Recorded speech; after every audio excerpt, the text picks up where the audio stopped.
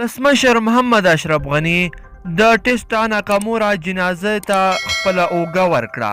دا چې څنګه مطلب را سره تر پایه پورې وګورئ. ګرانو لیدونکو السلام علیکم.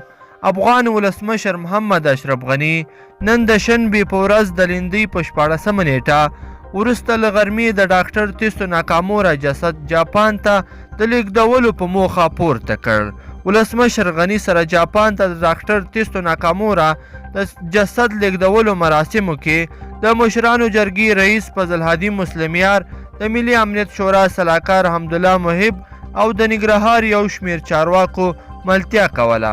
د ډاکټر تیستو ناکامورا جسد د افغانستان پر دې رنګي بیرغ پوښل شوی و او د تشریفاتو قطعي د منصوبینو له لوري الوتکې ته ورپورته شو.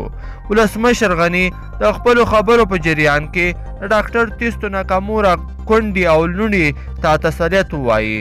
ډاکټر ناکامورا یې د افغانستان اتل یاد کړ او زیاته یې کړه د کونړ اوبه د هیچ چا له لوري مهارېدلی نه شوې.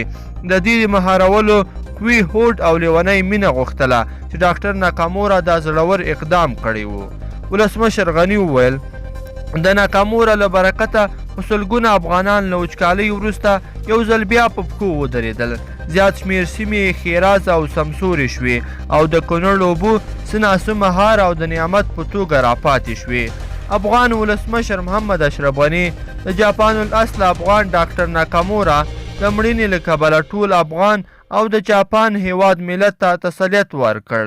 د هغه مینه له انسانیت سره وه او خپل ژوند د انسانیت او په ځانګړي توګه افغانیت ته وقف کړی و. ولسمشر غني د ناکامورا قاتلین جهنمیان یاد کړل او زیاته یې کړه چې د ناکامورا قاتلین به ډېر ژر د افغان امنیتي او دفاعي ځواکونو له لوري ونیول شي او د قانون منګولو ته به وسپارل شي. ولسمشر محمد اشرف غني همدارنګه د ډاکټر تیستو ناکامورا له لوري بشپړې او نابشپړې پروژې به د هغه په نوم د نومولو امر ورکړ. غني د ډاکټر تیستو ناکامورا د جسد د لیږدولو په مراسمو کې د خبرو پر مهال په وروستیو کې د جاپان هیواد خلکو ته د نیکمرغي هیله وکړه. جاپان الاصل افغان ډاکټر تیستو ناکامورا څو ورځې وړاندې د چهارشنبې په ورځ د لیندۍ په 14مه نیټه ننګرهار کې د ناپېژندو وسلوالو له لوري له 5 نورو افغانانو سره یو ځای ترور شو. ډاکټر تیستو ناکامورا له شاوخوا 20 کلونو را په دې خوا د افغانستان ننګرهار ولایت کې میشت و. په ننګرهار کې زیات شمیر د بیارغونې او کرنیزې پروژې بشپړې کړې وې. ګرانو لیدونکو په دې هیله چې ویډیو مو خوښه شوې وي. که چیرې مو ویډیو خوښه شوې وي نو د سره لایک کړئ او نورو ملګرو سره یې هم شریکه کړئ. مننه.